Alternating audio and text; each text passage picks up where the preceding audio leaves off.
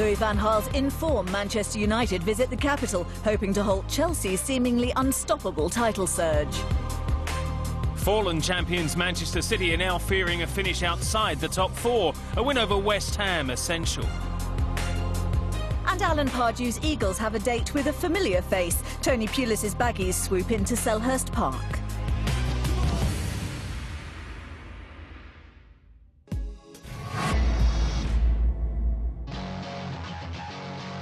At the top of the Premier League this week, a clash between two teams who've been bowling over the competition. How about that from Hazard? He's kept going, Wayne Rooney, brilliantly done! From the very first week, Chelsea have played an almost perfect game, knocking down all challengers. United took a while to discover their sense of direction, but they've just won 6 in a row, including 3 strikes against top 4 rivals. The trip to Stamford Bridge will test their progress as United try to at least slow down Chelsea's seemingly relentless march to the title. To play against one of the best teams in the Premier League, and I think this is what everybody wants. This week I was not worried about motivating players or demand players to be focused on the game and in the opponent, because there is no need. I think they play at home, but I think that that Chelsea is satisfied with the draw. That I think. But of course they want to win also to beat Manchester United, and we want to beat them, but you never know. Chelsea are closing in on their 4th Premier League crown. Without being at their best recently, the Blues have gone 7 points clear of second-placed Arsenal with a game in hand. The Gunners are next on the fixture list, offering Chelsea the chance to have the title wrapped up before the end of April by winning their next 3 games. Not what the neutral wants, but that's not Mourinho's concern. Top of the league since day one is something in this country people doesn't like. I think everybody would love the Premier League to be in this moment like the Championships, with 4 teams separated by a couple of points. We are trying for not to allow that to happen. Mourinho does have worries over the fitness of his forwards. In the last 2 weeks, both Diego Costa and Loic Remy have picked up injuries. 2 men who've made an important contribution this campaign. And with top scorer Costa out for a few more weeks, Mourinho hopes Remy will make it back. When both were missing last weekend, Chelsea were made to sweat before securing a single-goal victory at QPR. Our target was for Diego to play the last 4 matches. And Arsenal is the 6th match to the end. So if he doesn't play Arsenal or Leicester, it's not a problem, because our focus was on 4. United are in red-hot form, entering this game off the back of a massive derby win. Manager Louis van Gaal has now set a target of a top 3 finish, which seems likely as they've gone 4 points clear of Manchester City. Victory this weekend could even spark a late title challenge, though the Dutchman's playing down the prospects. I believe in facts, and the fact is now that we are behind Chelsea. But all right, we have to play against them, and Arsenal has to play against them, so we can lay pressure on Chelsea's shoulders. I cannot say it is not possible, but it is not logical. It's been some turnaround for United, starting to deliver the excitement their fans demand, with former outcasts Marouane Fellaini and Juan Mata at the heart of the revival. But just as Van Gaal settled on a regular lineup, he's forced to reshuffle again, with Phil Jones, Marcus Rojo, Daley Blind and Michael Carrick all unavailable. We have 4 injuries and 2 on positions, but we don't have any more other players. So that's difficult. But I do believe that we are playing that we can play very well, but we didn't have played 90 minutes very well. And I think we have to play first 90 minutes very well.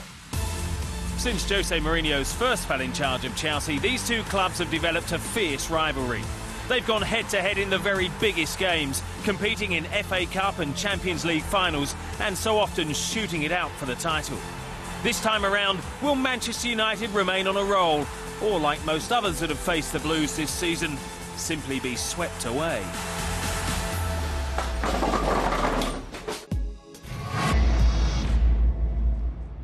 A season of setbacks. It's not a matter of focusing on the negatives. Tables, like pictures, don't lie. Manchester City, the defending champions, are fourth. Their league position simply highlights their on-pitch problems. Take last weekend's 4-2 humbling at the hands of bitter cross-city rivals United. That was the Manchester Blues' 7th defeat of the campaign. Last term, they lost only 6 games in total. The plan for Manuel Pellegrini's men was to defend their title. Instead, they must battle to hang on to the final Champions League place. To call this loss of form and focus disappointing is an understatement. Always, when you lose a game, the first day is always difficult, especially when you lost a derby. It's more difficult. But I think that the players have the conscience why we are not having the result that we deserve. But I think that the players are clear what we must do, and that's after the 2 first days, they started thinking in West Ham. The buck stops with Pellegrini, who isn't shirking his responsibility for City's slide. It's a hefty weight to carry. The mammoth expectations aside, the slump has been dramatic. A run of just 4 wins in 15 league and cup games has ended all hope of silverware. Unsurprisingly, that's thrown the Chilean's future at the club into doubt. He's not talking about that. Others can debate his prospects. He's looking to the next match. I trust a lot in the work I do. Of course, nobody's happy with the result. Nobody. You cannot be happy when you are out of the fight for the title. Maybe you cannot win the title every year.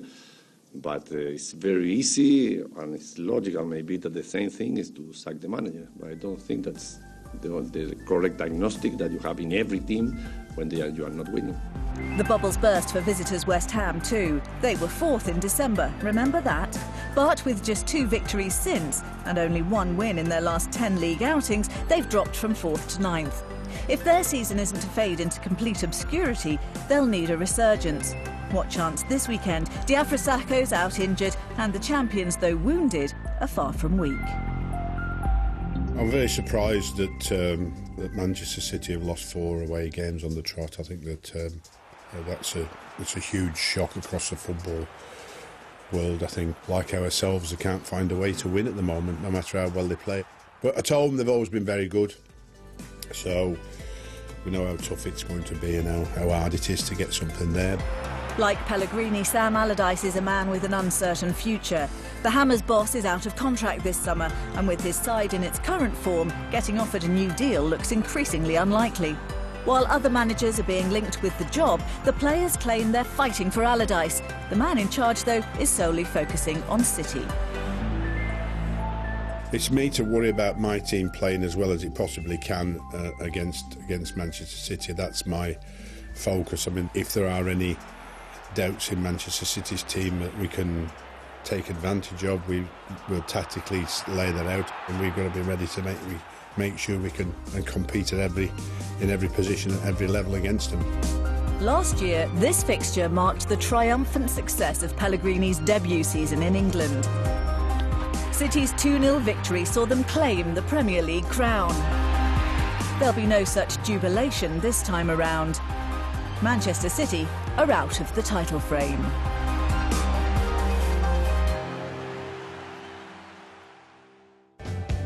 So Manchester United could move up to 2nd with Arsenal involved in the FA Cup, or Chelsea might stretch their commanding lead to 10 points.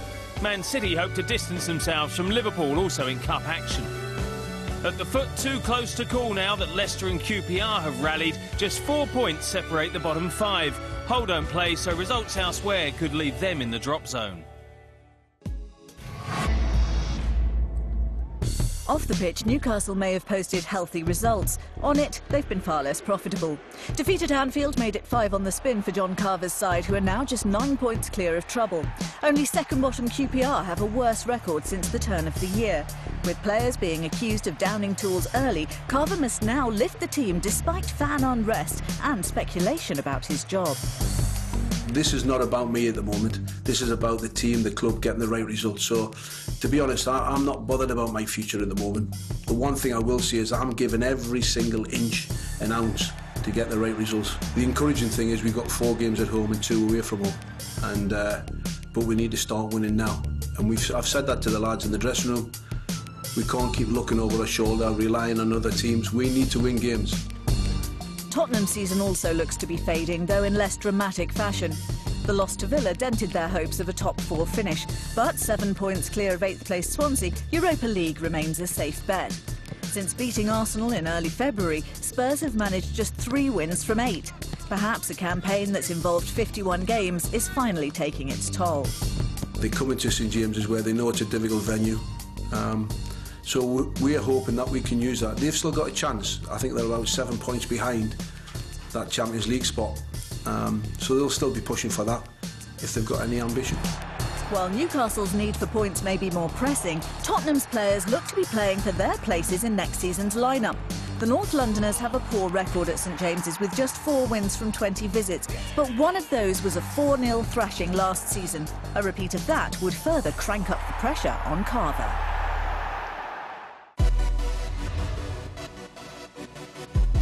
The EA Sports Player Performance Index is the only official player rating system for the Barclays Premier League.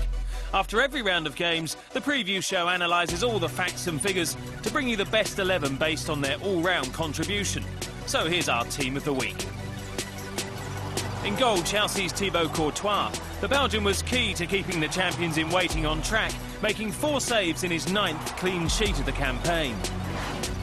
Courtois' compatriot Toby Alderweireld made 3 tackles and 7 clearances in Southampton's win over Hull. He's part of the tightest defence in the Premier League. Joining him in our backline is Manchester United's Chris Smalling. His header against City put him on 4 goals alongside Chelsea's Branislav Ivanovic as the current top-scoring defenders. Teammate Ashley Young was at the heart of that win. He set up 2 of the goals, including Smalling's, and best of all, bagged 1 for himself. The top performer of all in the last round of fixtures was Crystal Palace's Yannick Bolasie with an outstanding 82 points. His hat-trick against Sunderland was the 7th recorded this campaign. And he'll be thanking Glenn Murray for the part he played in those 3 goals. The Palace striker had a hand in 2 of them and also extended his own scoring streak as the Eagles enjoyed their most productive top-flight game in front of goal since 1994. Still to come, rock bottom but looking up, Leicester City's revival has put survival in sight. Will they be all smiles again this weekend when they try to see off Swansea?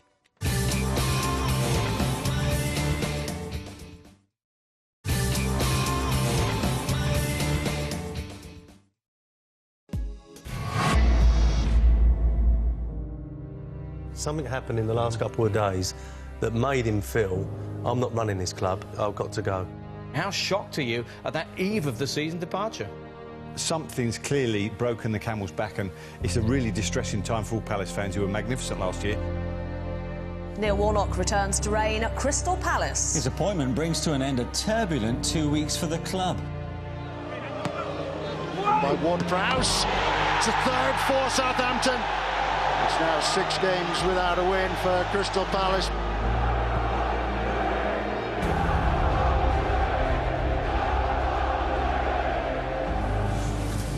Few old faces. Hello. You know, £5 million compensation to Newcastle is a hell of a lot of money for a club like Crystal Palace, but it'll be worth it if they stay in the Premier League. The most important thing in the Premiership is momentum, and at the minute we don't have that, and we've got to go and get it. It's Jason Puncheon! Crystal Palace start the new era under Alan Pardew with a home win. And Puncheon it is. Oh, scores! It's suddenly 2-0 Crystal Palace. And this is Yannick Bolasie, who could be in for the hat-trick. Bolasie gets it. He just wouldn't give it up. This Crystal Palace team just keep looking up. It's finished. Sunderland 1, Crystal Palace 4. We're in a terrific mood in terms of our confidence.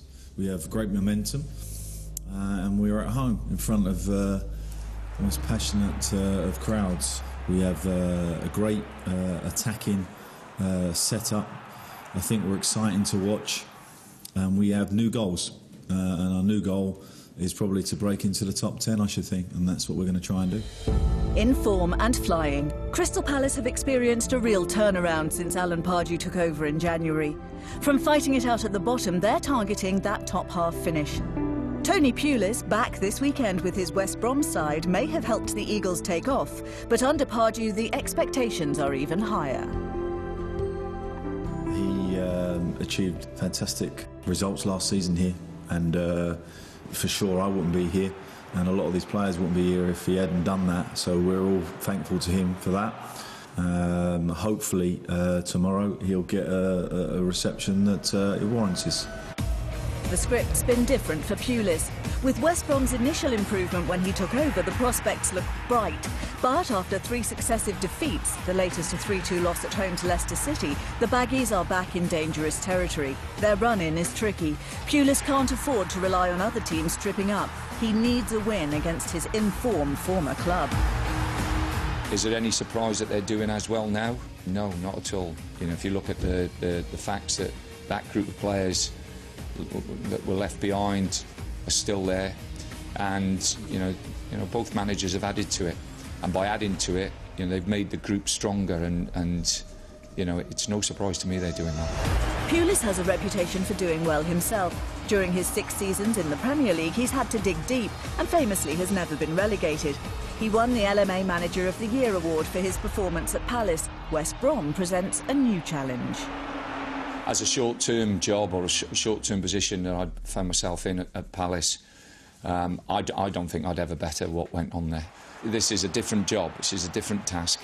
It's got different problems that have to be solved, and it's tough, but it was always going to be tough. But we've got 6 games to go to get the points that we need, and I'm confident we'll do that. 2 different managers were at the helm when these two met earlier in the season. Palace went 2-0 up before West Brom fought back to earn a draw. The returning Pulis surely has a point to prove, but with Pardew's side in such fine form, earning a point, let alone proving one, will be hard.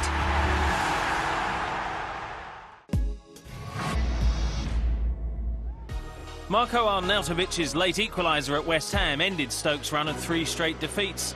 But the Potters are still in their worst run of league form this season. At least the run-in offers some optimism for manager Mark Hughes, with 4 of his sides remaining 6 games at the Britannia.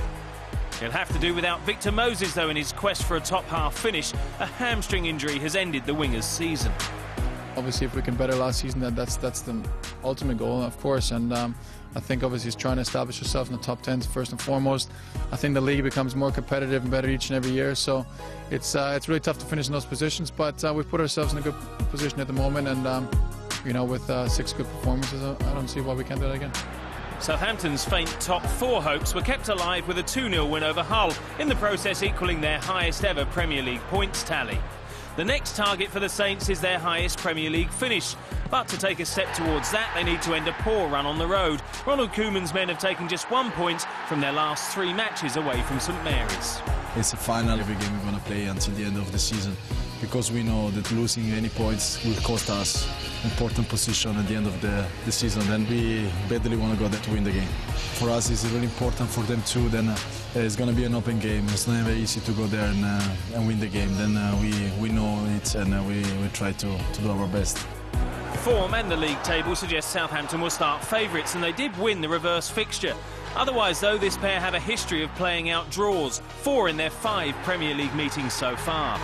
This time around, Saints need the points rather more than the Potters, so Koeman and co will certainly be aiming to rule the Britannia this weekend. From the edge of despair to the relative calm of mid-table in 360 minutes. Everton manager Roberto Martinez must be kicking himself it's taken this long for the Toffees to find their form. The draw at Swansea made it 4 without defeat for the Merseysiders, who looked to be profiting from a Europa League exit last month. Romelu Lukaku should be back for this one. The good news keeps on coming. If we set our sights on the 2 or 3 teams above us, clearly we need them to drop some points, and we hope they do. But I think more than anything, we need to continue this run that we're on, so that we can gather as many points and put pressure on them. 1 win from 11 isn't exactly confidence building, but Burnley manager Sean Dyche is talking up his side's survival chances. The Clarets have just played the top 8 in successive matches, so remaining in sight of safety is no mean feat. This trip to Goodison begins a more comfortable-looking run-in. Though games aren't played on paper, it's encouraging nonetheless. These are all winnable games, but all against teams in and around us, so you're not going to come against the quality that we have every week, but that's why we play in the Premier League and we love it, so we'll go the final 6 games and try and get as many points as we need to stay in this league. Burnley will have to perform better in the first of those 6 than they did in the reverse fixture, beaten 3-1 at Turf Moor. But that was the 9th of a 10-game opening run without a win for Dyche's side, who've since developed into a far more competitive outfit. The only question, have they left it too late?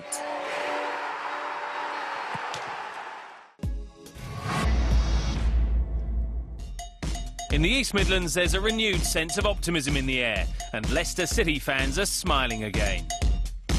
By beating West Ham and West Brom, the Foxes secure back-to-back wins for the first time since September.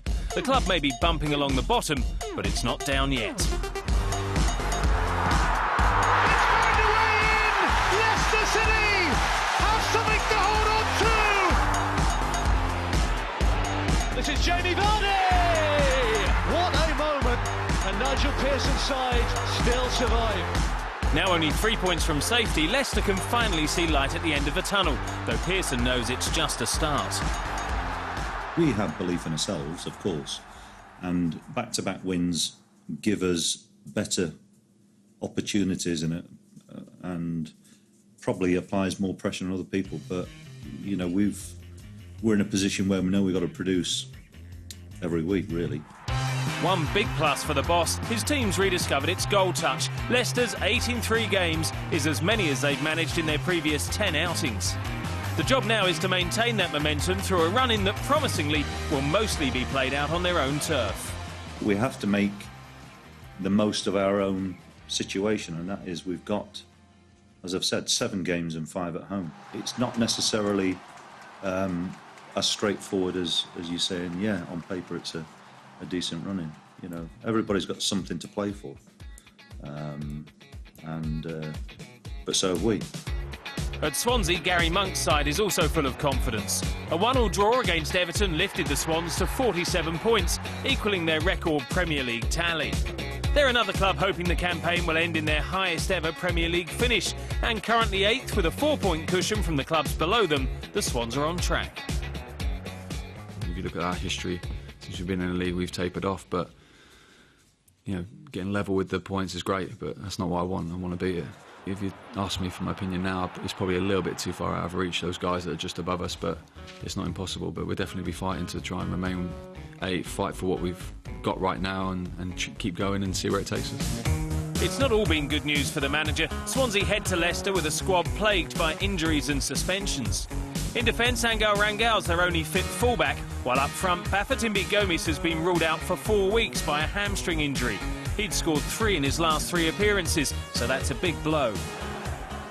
He's been a big player for us in recent months, and yeah, really disappointed for him because he was starting to hit a great bit of form, very confident, scoring goals, contributing really well with the team, and performing very, very well. So he knows he can score goals in this league, he knows he can do well. Hopefully we get him fit and sharp and take us into next season. Leicester's thoughts about next season still centre on which division they'll be in. This weekend they have reason for hope. The Foxes haven't lost at home to Swansea for more than 64 years, and a win could lift them out of the bottom 3 for the first time since November, which really would be something to celebrate. There are FA Cup semi-finals this weekend, so just 7 Premier League games. A reunion at Selhurst Park as Pulis's West Brom travel to Palace, Burnley go to Everton and Leicester welcome Swansea. The late game is that big clash at Stamford Bridge, leaders Chelsea against Manchester United. On Sunday, shell-shocked Manchester City, desperate for a win, take on West Ham. Newcastle-Tottenham rounds things off. Saturday's match at Stamford Bridge is undoubtedly the pick of the weekend. And from his top-flight debut to his 100th Premier League win, this fixture's been memorable throughout Jose Mourinho's Chelsea career.